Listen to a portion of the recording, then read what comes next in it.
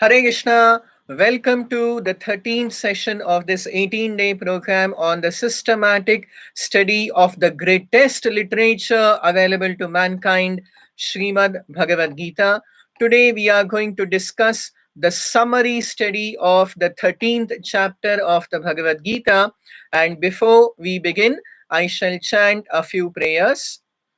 ॐ अज्ञानतिमिरान्धस्य ज्ञानाञ्जनशलाकया चक्षुरुन्मीलितं येन तस्मै श्रीगुरवे नमः।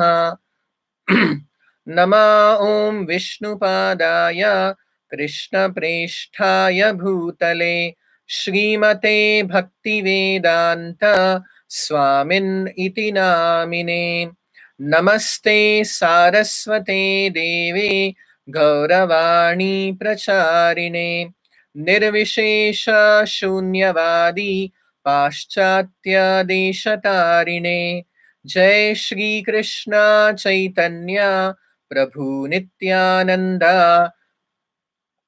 श्री अद्वैत गदाधर श्रीवासादि गौर भक्तवृंदा। हरे कृष्णा कृष्ण कृष्णा हरे हरे, हरे Ram Ram Ram Hare Hare. So once more, I welcome everyone to today's session in which we would be taking up the summary study of the 13th chapter of the Bhagavad Gita, which is entitled as Kshetra, Kshetrajna Vibhaga Yoga, or Nature, the Enjoyer, Prakriti, Purusha, and Consciousness. So the 13th chapter of the Bhagavad Gita contains 35 shlokas or verses and can be divided into 6 parts or 6 divisions. The first section is the text 1, in which Arjuna asks 6 questions to the Supreme Lord Sri Krishna. The second section from text number 2 to 7 is the reply given by the Supreme Lord and about the first 2 subject matters, which are Kshetra and Kshetrajna. The third section from text number 8 to 12 is the description of what constitutes jnana or knowledge. The fourth section is from text number 13 to 19, which explains Gneya or the supreme object of knowledge.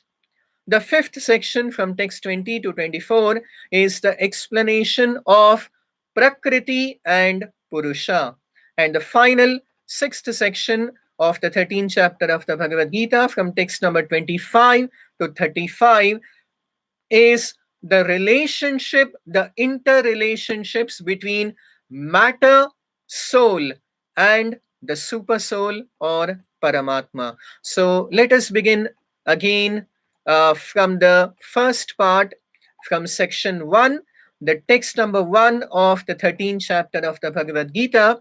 So till now, in the first 12 chapters of the Bhagavad Gita, the first 6 chapters and the middle 6 chapters, and now we are going to start the final 6 chapters of the Bhagavad Gita.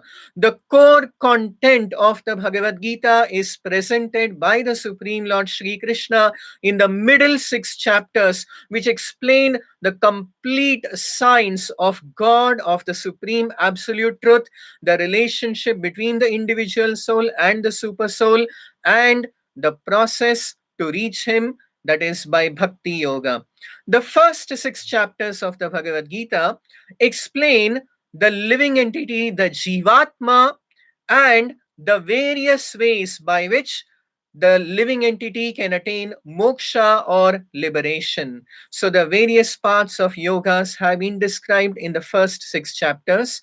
The middle 6 chapters, the most important ones, explain the knowledge of God, the path to attain God, the most confidential knowledge of pure love of God, Ananya Prema Bhakti, the vibhutis of the Supreme Lord, his Virat Rupa or the Vishwarupa, and the supreme path of Bhakti Yoga or pure devotional service. Now, starting with the 13th chapter, the Bhagavad Gita would explain how the Jivatma, the living entity, comes into contact with material nature, and what is the path of deliverance by the Supreme Lord of the Jivatma through the various methods of fruitive activities or karma, cultivation of knowledge by jnana, and finally and ultimately by the execution of pure devotional service. Actually, the Jivatma is completely disconnected, has absolutely no connection with the material body or with the material world. But somehow he has become entrapped, he has become related. So, how he, the spiritual living entity, the Jivatma, has fallen into material engagement, into material existence, is very beautifully described, especially in chapter 13 and 14 of the Bhagavad Gita. So, now coming to the first section of the 13th chapter, in which Arjuna asks 6 questions to the Supreme Lord Shri Krishna. Arjuna uvacha prakritim purusham chaiva kshetram kshetrajnameva cha etad veditumicchami jnanam gneyam cha keshava. Arjuna inquires, etad veditumicchami, I wish to know about these 6 subject matters. And what are they? Prakriti, Prakriti means nature. Purusha, or the enjoyer. The next 2 items are Kshetra. Kshetra means the field of activities. Kshetrajna is the knower of the field of activities. The 5th item is Jnana or knowledge. And the 6th item is Gneya, the object of knowledge. So these are the 6 topics inquired by Arjuna, and we will find the perfect, the most complete answer to the definition, the meaning, and the understanding of all these 6 topics right here in the 13th chapter of the Bhagavad Gita. So, the section 2 of the 13th chapter of the Bhagavad Gita is from text number 2 to 7, in which the Supreme Lord explains about the 2 topics of Kshetra and Kshetrajna. Shri Bhagavanuvacha idam shariram kaunteya kshetram iti abhidhiyate etad yo vetti tam prahuhu kshetrajnyaha iti tad vidaha. In 13.2, Krishna gives a very clear explanation of what is Kshetra and what is Kshetrajna. Kshetra, Krishna says, is idam shariram kaunteya kshetram iti abhidhiyate. This material body is the kshetra or the field of activities. Etad yo veti, and the knower of this field is known as the Kshetrajna or the Jivatma, the living entity residing in the material body. So, actually, the literal meaning of Kshetra in Sanskrit is a farm, a field. So, just like you can conceive, you can just imagine, uh, say for example, 1 acre of land, and that 1 acre of land is being taken care of, all the various cultivation, the methods of cultivation are done on that 1 acre of land by the farmer. So now in this example, that piece of 1 acre of land is kshetra, and that is the body. and the farmer who cultivates the field is the Kshetrajna or the Jivatma. But in 13.3, the Bhagavad Gita reveals that there is not just one farmer, but there are two farmers. And who is the second knower of the field of activities? That is revealed as Kshetrajnam cha api mam vidhi sarvakshetreshu bharata kshetra kshetrajnayor jnanam yattad jnanam matam mama. One Kshetrajna explained in 13.2 is the Jivatma, and the second Kshetrajna, who is different from the Jivatma, is mentioned here as Mam. Krishna says, that is me. And the difference between the living being, the Jivatma, and the Supreme Lord Paramatma as the Kshetrajna is very clearly and beautifully defined here as Sarva Kshetreshu Bharata. That the Paramatma is the Kshetrajna, the knower of the field, not only in one piece of land, not in just one body, but in all the bodies, in all embodied beings. The Paramatma is the second knower of the body. So, also, there is a very, very important word, cha. Cha means and, also. Api, again stressing that there is another knower or Kshetrajna apart from the Jivatma, and that is Paramatma.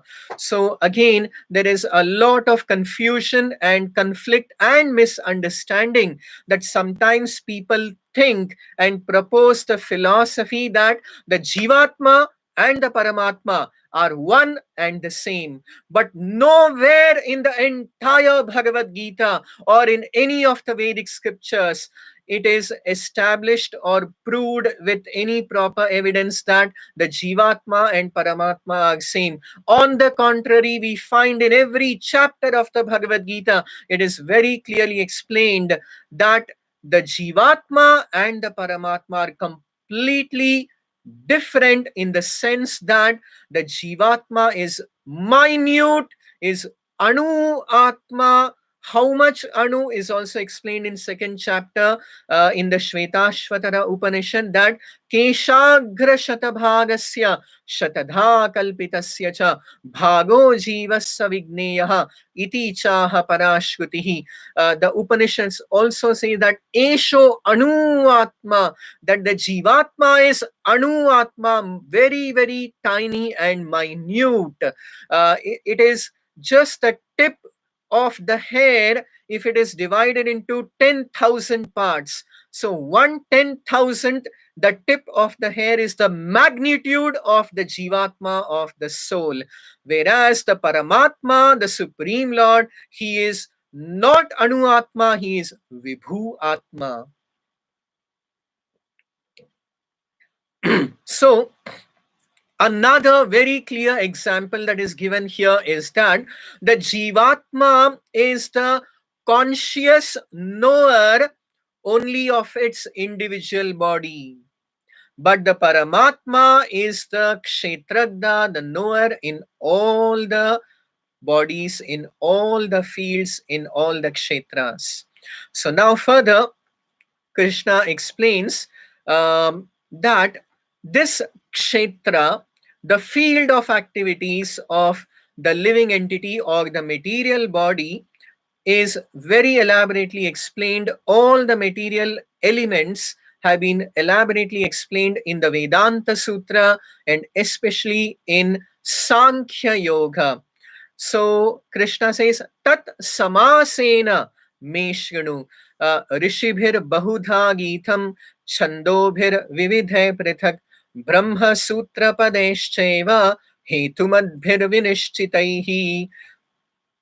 That this science of the material composition, of the material field of activities of or the material body is elaborately explained in the Vedanta Sutra and the Sankhya Shastra. And here, Samasena, in summary, Krishna is going to explain in text number 6 and 7 that Mahabhutani, what exactly is the entirety of the material body? What is it composed of? So the Sankhya Shastra, and here in summary, it is presented as the entire material range is actually composed of 24 elements.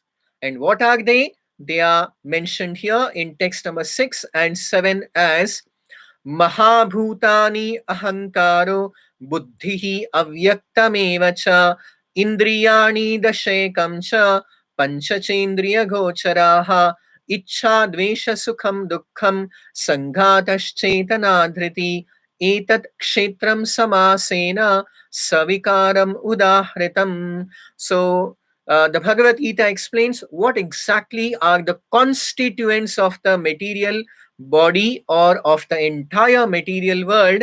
They are totally 24 in number. So what are these 24 elements which the body, the material body, as well as the entire material world is composed of? Mahabhutani, the Pancha Mahabhutas, earth, water, air, fire, and ether or sky. Bhumihi, apaha, analaha, vayuhu, and kham. And the next, Mahabhutani Ahankaraha. The sixth element is Ahankara or the false ego. Mahabhutani Ahankaro Buddhihi Avyaktameva cha. The seventh element is Buddhi or intelligence. The eighth element is the avyaktam. Avyaktam here specifically refers to the congregate of all the elements which is known as Mahat Tattva. So the Mahat Tattva is the eighth element. Then the next elements are Indriyani Dashekam cha. So there are the 11 senses, the five Gyanendriyas, Shrotram, Tvag, Grana, Drig, Jihva, the ears, the eyes, the nose, the faculty of taste, and the skin, the faculty of touch. So these are the five Gyanendriyas, and then there are the five Karmendriyas, five knowledge acquiring senses, and five working senses. Shrotram Tvagrana Drigjihva Vag Dor Medrangripayavaha. The five working senses are the tongue, the faculty of speech, the hands, the feet, the legs, and the generating organ and the evacuating organ. And so these are the five Gyanendriyas, the five Karmendriyas, and the head, the 11th sense, the controller, the guide of all these 10 senses are the mind. So 8 plus 11 is 19. And then there are Indriya Gocharaha. Mahabhutani Hankaro Buddhiravyaktameva cha Indriyani Dashekam cha Panchacha Indriya Gocharaha. The five objects of the senses which are sound, form, touch, taste, and smell. So in this way, 19 plus 5 makes it 24. The five great elements, the 11 senses, 16, the five objects of the senses, 16 plus 5, 21, the three subtle elements, and the Mahat Tattva. So in this way, this is Kshetra or the field of activities. And there are Kshetrajna, there are two Kshetrajnas. One, the individual Jivatma who is conscious only within his body. One cannot say, the Jivatma cannot say that I am conscious of all the billions and trillions of Jivatmas in this entire material creation. This is possible only by Paramatma. The Paramatma, he is the super consciousness, the super conscious knower of all the fields of activities of all the Jivatmas. And tiny individual Jivatma, his consciousness is confined, it is limited to the to one material body. So whereas the super consciousness, the Paramatma, he is conscious of all the living beings, of all the innumerable living beings in the material and the spiritual world.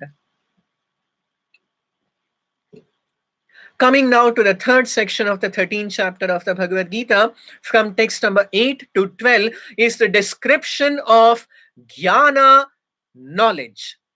So, Krishna enlists actually 20 items of knowledge, and he says, Etad jnanam iti proktam ajnanam yat atonyatha, that these 20 items constitute knowledge, and whatever else is actually ajnana or ignorance. So what are these 20 items of knowledge enlisted in the Bhagavad Gita? They are in 5 verses, 13.8 to 12. So Krishna says they are Amanitvam Madambhitvam Ahimsa Kshantiragjavam Acharyopasanam Shaucham Stairyam Atmavinigraha Indriyagtheshu Vairagyam Anahankara Evacha Janma Mrutyujara Vyadhi Dukkadoshanudakshanam Asaktir anabhishvangaha putradara grihadishu nityam cha samachittatvam ishtanishtopapatishu mayi cha ananya yogena bhaktiravyabhicharini vivikta desha sevitvam aratir janasamsadi adhyatma jnana nityatvam tattva jnanarthadakshanam etad jnanamiti proktam ajnanam yatatonyatha. So the items of knowledge are Amanitvam. The first thing is humility, namrata. So actually, in the Vedic society, it is always stressed that vidya dadati vinayam. Knowledge actually leads to vinaya or humility. It does not make a person pride. In fact, the second item of knowledge is adambhitvam, freedom from pride, pridelessness. The third is ahimsa, or non-violence. The fourth is ahimsa, not only towards human beings, but towards all living beings. So therefore, anyone in knowledge, anyone on the path of spiritual progress, completely gives up committing violence even to the poor animals. The fourth item is kshanti, or tolerance. Fifth is Agjavam, simplicity. The next one is Acharya Upasanam, approaching and taking shelter of an Acharya, of a spiritual master. Next is Shaucham, cleanliness. Cleanliness is of two types. One is external cleanliness, just like we take bath every day. And the more important is internal cleanliness, in which we keep ourselves free from all negative tendencies of lust, anger. There are 6 enemies which contaminate our mind and body. Next is Sthiryam, steadiness. Next, Atma Vinigraha, self control. Indriyagtheshu, Vairagyam, renunciation of sense gratification. Anahankara, absence of false ego. The 12th item is very, very important. Janma Mrityujara Vyadhi Dukkadosha Anudakshanam. To understand that this material world has got the 4 great miseries of birth, death, old age, and disease. The whole world is beset with so many difficulties and problems and miseries and sufferings. And we are all engaged day in and day out in trying to find a solution to our problems, to our miseries and sufferings. But a person in knowledge, a wise man, as per the Bhagavad Gita, actually sees that the main fundamental problems of this world are actually four in number. And what are they? Janma, Mrityu, Jara, Vyadhi. Birth, death, old age, and disease. And therefore, a person in knowledge strives to find a solution to these four problems. Just like we have the wonderful example of Gautama Buddha. In his previous ashrama, he was known as Siddhartha, and he was brought up in his palace by his father Shuddhodana, in a completely sealed and isolated quarantine. For till his youth he was quarantined, and he was never allowed to see the world outside. So once when he became a young man, he was very eager to have a glimpse, to look around the wonderful world outside. So he somehow convinced his friend, and he slipped out of the palace. And as he went outside, he was thrilled, and he was wonderstruck at all the varieties of material existence. But as they were proceeding, one by one, he saw a sick man, he saw an old man, and then he finally saw a dead body.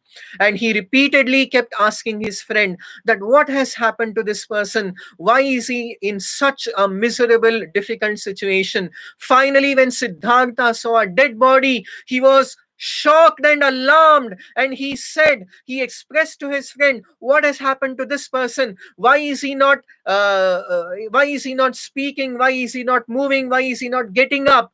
And his friend replied that he is dead, and he will never again move or speak or do any activity. So Siddhartha asked that, is this the only person in the world who has died? And his friend replied that no, everyone in this world is bound to die today or tomorrow. And then Siddhartha asked, does it include me as well? And his friend confirmed, definitely. And at that time, Siddhartha deeply contemplated the entire night, and finally took a decision that if there is something in this world that he has to achieve, he shall find a ultimate solution to these four miseries of a material existence: birth, death, old age, and disease. We all can very clearly see these miseries, but we are like Pashyan api na pashyati. Although we are seeing, we don't see. There is a very beautiful instance in the Yaksha Prashna of the Mahabharata. Yudhishthir Maharaj was asked by the Yaksha, what is the most wonderful thing in this world? And in reply, Yudhishthir Maharaj said that, he replied that, ahani ahani bhutani gachanti hayamalayam sheshaha sthavaramicchanti kim ashcharyamata param. That every day we see that somebody or the other is dying, especially in today's situation and scenario. We keep hearing that so many people are dying, yet we think that we are going to live forever. We never ever try to think of finding a solution to this the greatest danger that we have to encounter, which is death. So a wise person in knowledge tries to find a solution. And is there a solution? Definitely, yes. It is given in every chapter of the Bhagavad Gita that if you follow this path, you can overcome, you can escape the clutches of death, attain moksha, liberation, and go back to the eternal kingdom of the Supreme Lord, Sri Krishna. We continue to the next item, asaktihi, or detachment. Then anabhishvangaha putradara grihanishu, freedom from unnecessary and too much attachment to wife, home, children, and all these material relationships which are temporary and based on the temporary material body. The next item is Nityam cha samachittatvam ishtanishtopapatishu, equipoised in all pleasant and unpleasant circumstances.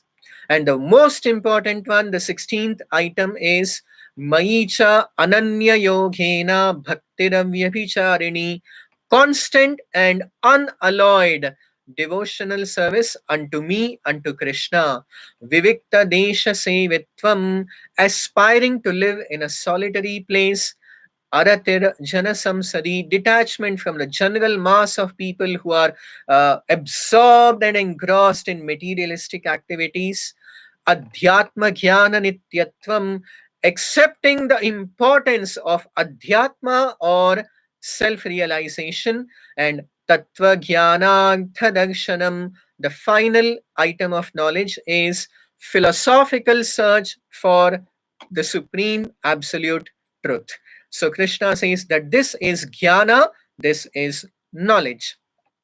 Next, we move to the section 4 of the 13th chapter of the Bhagavad Gita, from text number 13 to 19, which explains about the fourth topic, or among the 6 topics inquired by Arjuna, which is Gneya, or the object of knowledge. So, the object of knowledge are two: the Jivatma and the Paramatma. So, Neya, what is to be known by all these uh, processes of knowledge which have been mentioned from text number 8 to 12? What is the object of knowledge? It is Jivatma and Paramatma. So first, in text number 13.3 explains the first object of knowledge as Jivatma, the living being, the soul. And in text number 14 up to 19 is the description of the second object of knowledge, Gneya, which is Paramatma, or the supreme soul. So in 13.3, the Bhagavad Gita explains, Gneyam yat tat pravakshyami yadgyatva amritam ashnute anadi matparam brahma nasattanna saduchyate. That now I shall explain to you about the object of knowledge, which is the Jivatma or the soul, and by proper understanding of Gneya, of soul, and the super soul, one attains Amritam or liberation, moksha. So a very important word has been used by Krishna in description, in describing the Jivatma, as it is Anadi and Matparam Brahma. The living entity is beginningless, or it is eternal, but it is also Mat Param Brahma. It is subservient to the Supreme Brahman. The Vedanta Sutra very clearly says, it is also stated in the Upanishads, that Aham Brahmasmi, that the Jivatma, all the Jivatmas are Brahman. So Brahman means spiritual. Now, there is Brahma and then there is Parabrahma.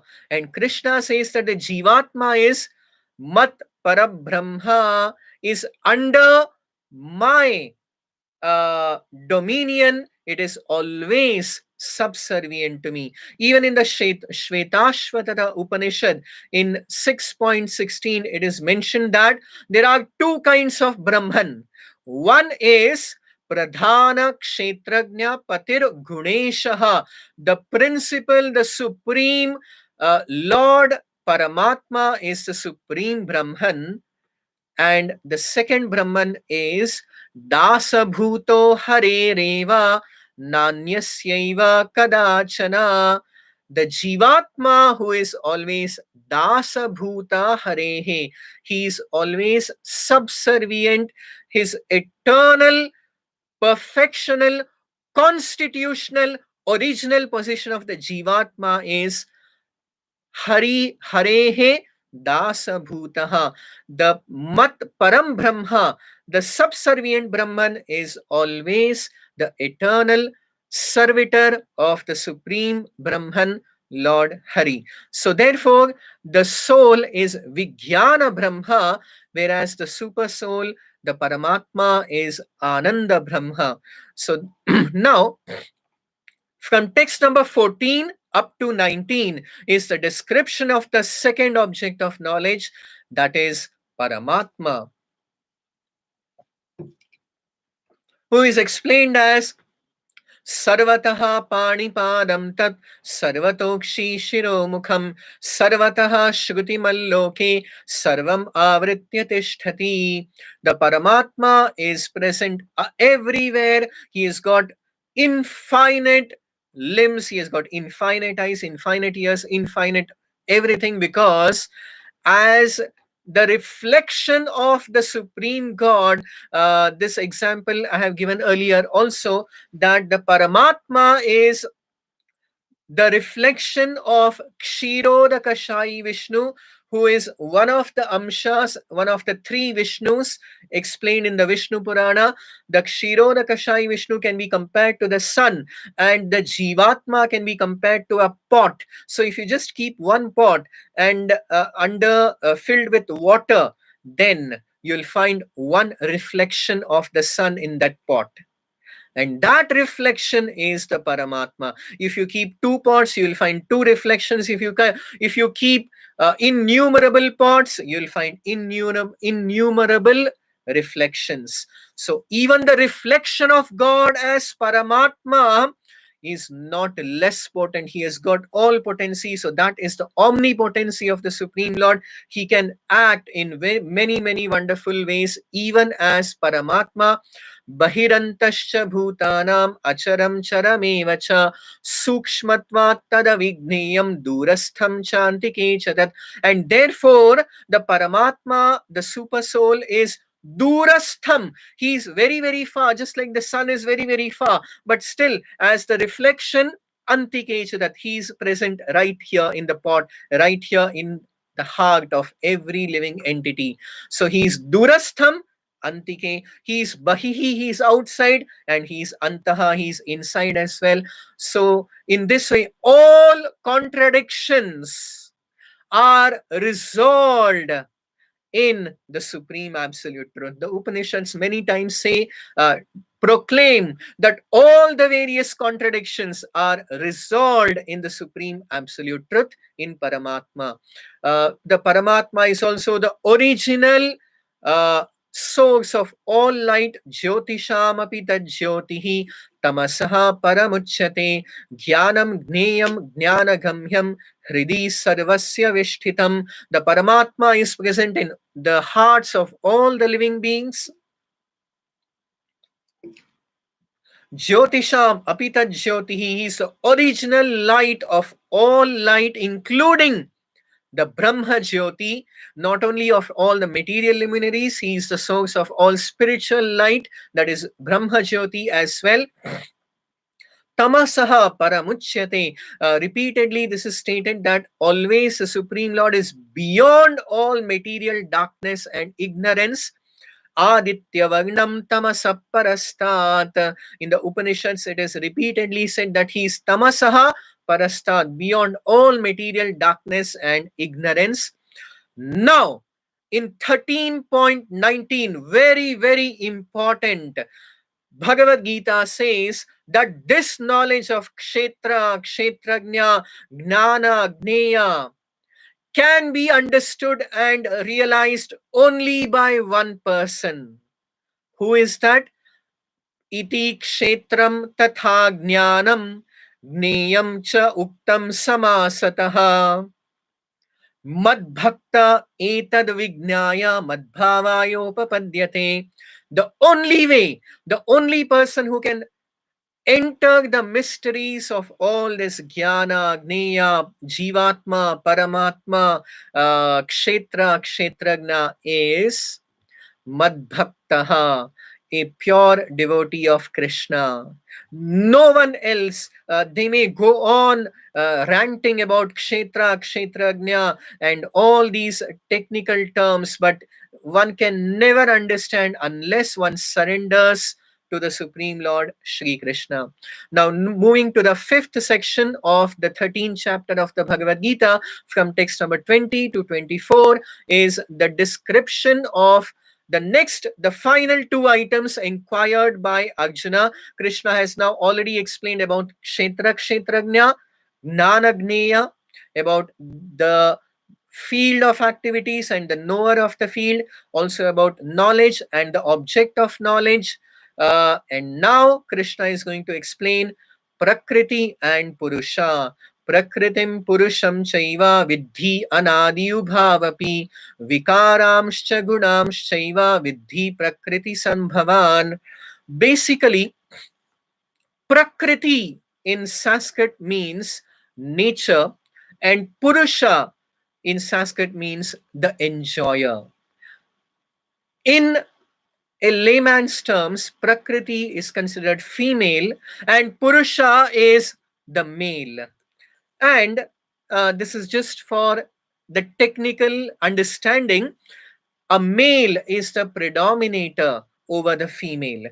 So now the Purusha, the enjoyer, there are two kinds of bhokta or purushas. Just like there are two kinds of objects of knowledge, one is the jivatma and the paramatma. Likewise, there are two kinds of purushas. Again, those two purushas are, one is the jivatma and the other is paramatma. In fact, the jivatma is a purusha only as a misnomer, only in Maya or only in illusion. It has already been established in 7.5 of the Bhagavad Gita that apareyam itastu anyam prakritim vidhi me param jiva bhuta mahabaho yayedam dharayat jagat, that the Jivatma is also Prakriti. The Jivatma belongs to the category of Prakriti, and the only Purusha is the Supreme Lord Shri Krishna. So when the Jivatma comes to this samsara, he comes under Maya, under illusion that he is a Purusha or he is the enjoyer. So it may be a Jivatma either in a male body or in a female body. Both are Purusha in this material world, but they are only dummy Purusha, not real Purusha. They can never be real Purusha. The real Purusha is only Paramatma. They only are dummy Purusha. Just like the example is given that if a small child wants to enter a kitchen and tells the mother, today I shall do the cooking, the mother would say, you are still too young, and for you to cook I shall give you a toy kitchen set. So and the child takes this toy kitchen set and tries to play and cook with its toy items. So likewise, the jivatma in illusion gets this samsara to become a dummy purusha, a false enjoyer, because it is very clearly mentioned in 13.22 that purushaha prakritistho hi bhungte prakriti jan gunan Karanam gunasangosya sarasadyoni janmasu. Actually, this Purusha, the Jivatma, is Prakritisthaha, is under the control of the Prakriti, which is material nature. Actually, Purusha should be, the Prakriti should be Purushasthaha. So it is under the Purusha only of Purushottama Sri Krishna, but the Jivatmas, try as they may, they cannot control the material nature. They are under the dictates and control of Prakriti or material nature, and the material nature has put them in the very, very, uh, very, very a dangerous cycle of birth and death. But in 13.23, it is explained that there is another Purusha, the real Purusha, the original Purusha, and that is the Supreme Lord in his feature as Paramatma.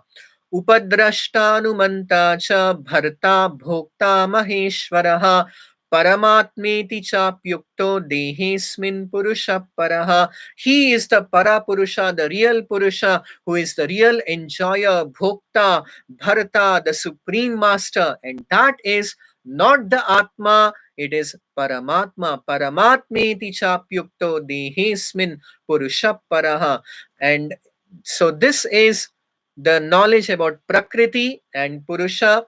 And now in the final section, in the section 6 of the 13th chapter of the Bhagavad Gita, from text number 25 to 35, Krishna explains the interrelationship between the, actually in all these 6 topics, that is Kshetra, Kshetrajna, Prakriti, Purusha, and Jnana Gneya.